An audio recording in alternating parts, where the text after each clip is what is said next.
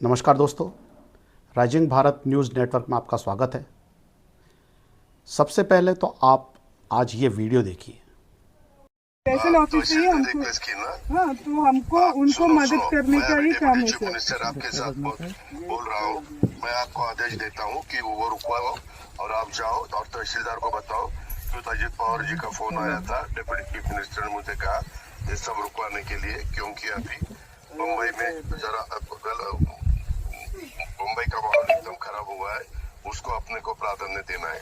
मेरा नाम बताओ उनको सर। वो मुझे आप एक काम कीजिए, आप मुझे मेरे फोन में मतलब डायरेक्ट कॉल कीजिए ना। एक मिनट, मैं तेरे ऊपर एक्शन लूंगा। अभी मैं खुद आपके साथ बोल रहा हूँ कि आप मुझे डायरेक्ट कॉल बताती हो। सर मुझे ये भी पता है आप सर समझ रही है सर, जो आप बोल रही है समझ रही है, पर मुझे सुनो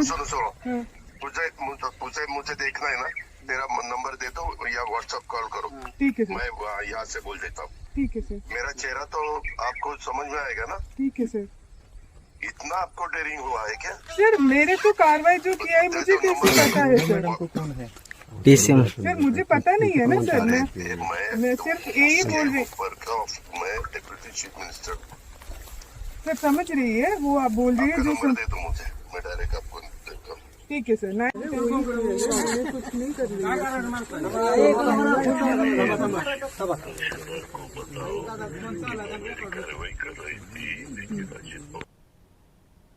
इतना आपको डेयरिंग क्या हुआ, मैं तेरे ऊपर एक्शन लूँगा। यानी आप इतने साहसी तरीके से कैसे काम कर सकते हो, मैं आपके ऊपर कार्रवाई करूँगा। ये आवाज़ है महाराष्ट्र के डिप्टी सीएम अजित पवार की, जिन्हें सब लोग प्यार से अजित दादा कहते हैं।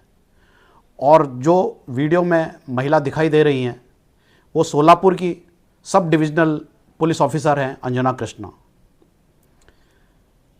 इस वीडियो में थोड़ा सा मराठी टोन है और अजित पवार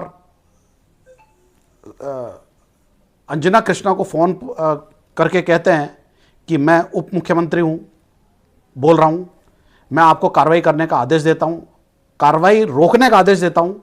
जाकर अपने डॉक्टर श्रीधर, कोई वरिष्ठ अधिकारी हैं, उनसे कहो कि उप मुख्यमंत्री जी ने कार्रवाई रोकने के आदेश दिए हैं, क्योंकि मुंबई की हालत ठीक नहीं है और हमें इस समय मुंबई को महत्व देना है, उन्हें मेरा नाम लेकर बताओ। जवाब में कृष्णा कहती हैं वह अपने जिम्मेदारी को पूरी तरह निभा रही हैं, पहचानती नहीं है फ़ोन पर, क्योंकि यह फ़ोन उन्होंने नहीं किया, ना उनके फ़ोन पर आया, या किसी ने शख्स ने फ़ोन करके अजित पवार को फ़ोन किया और अंजना कृष्णा को पकड़ा दिया कि आप डिप्टी सीएम साहब से बात कीजिए। तो जाहिर है वह पहचान नहीं पाती। कृष्णा उनसे कहती हैं कि आप अपने नंबर पर कॉल करने के लिए कहती हैं। फिर वह ऊंची आवाज़ में कहते हैं, एक मिनट, मैं तेरे ऊपर एक्शन लूँगा, आप मुझे डायरेक्ट कॉल करने को कहती हैं। तो मतलब एक धमकी वाला अंदाज होता है। आईपीएस अधिकारी फिर विनम्रता से कहती है और बड़े सलीके से बात कर रही हैं। उसे कैसे पता चलेगा कि वह किससे बात कर रही है? इस पर पवार कहते हैं कि मैं खुद आपसे बात कर रहा हूं और आप मुझे सीधे फ़ोन करने को कह रहे हैं। आपको इतना भी समझ नहीं आ रहा? क्या आप मुझे वीडियो कॉल पर देख सकते हैं? मैं आपको अपना नंबर देता हूं, क्या आप मेरा चेहरा पहचान सकते हैं? अपना नंबर दीजिए, मैं सीधा आपको फ़ोन करता हूं। और इस तरह से वह उस महिला पुलिस अधिकारी से उनके नंबर लेते हैं और फिर खुद कॉल लगाते हैं। यह तो सारा घटनाक्रम था। अब इसके आगे की कहानी क्या है?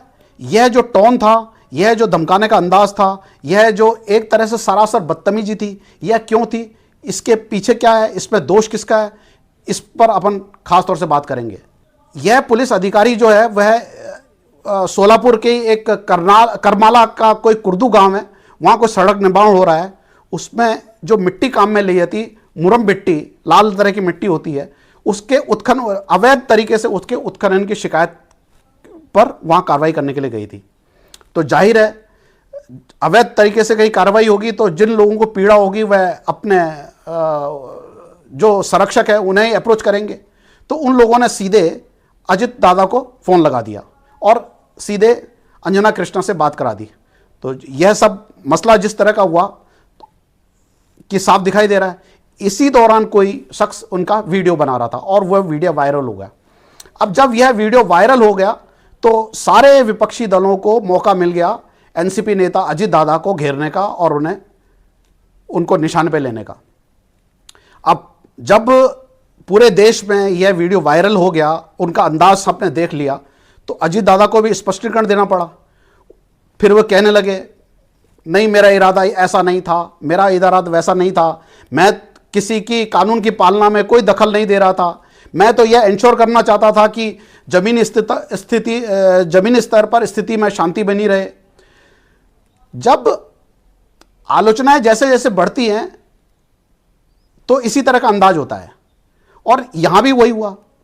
जब अजित पवार की आलोचनाएं बहुत ज्यादा बढ़ने लगी तो एनसीपी के तमाम तरह के पदाधिकारी उनके बचाव में उतर आए। कोई उनको किस तरह से डिफेंड कर रहा था।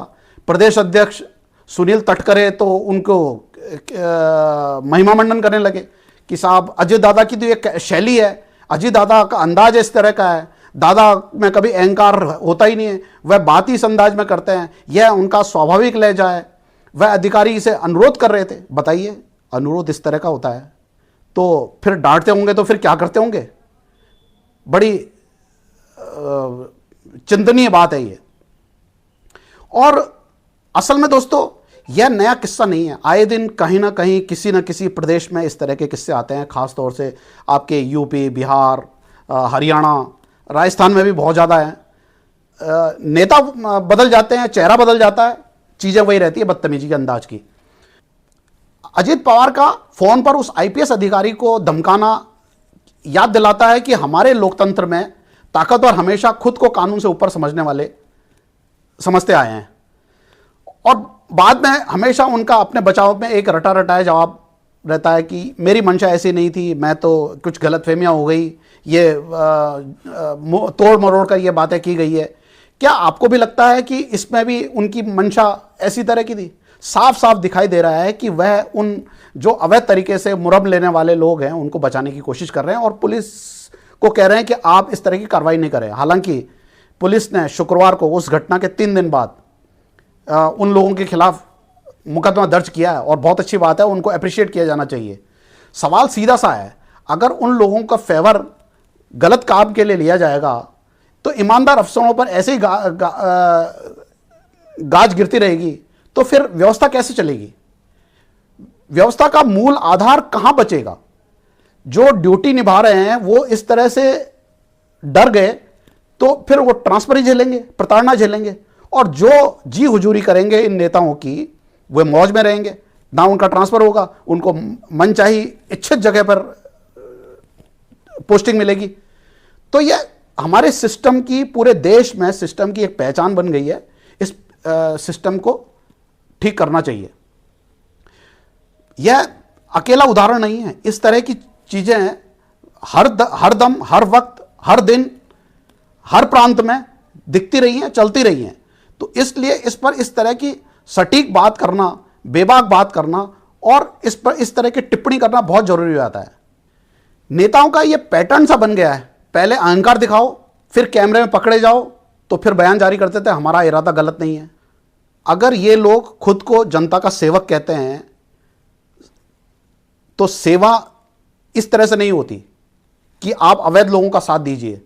जनता की सेवा करते हैं तो जो ईमानदारी से काम कर रहा है अफसर, उसको हड़काने की जरूरत नहीं है, उसकी पीठ थपथपाने की जरूरत है, उसके साथ खड़ा होने की जरूरत है, तो आपका सिस्टम ठीक हो सकता है। जब कोई अफसर इस तरह डट कर ईमानदारी के साथ खड़ा हो तो ऐसे नेताओं को इसी तरह सफाई देनी पड़ती है जैसा अजित दादा को देनी पड़ी है। असलियत यह है कि जनता भी वोट डालते समय केवल नेता चुनती है, नेता सत्ता पाते ही खुद को राजा समझने लग जाते हैं। इस पर आप क्या सोचते हैं? अपनी राय जरूर दें। वीडियो को लाइक करें, शेयर करें और इसे सब्सक्राइब जरूर करें। आप सभी का आभार। जय हिंद, धन्यवाद।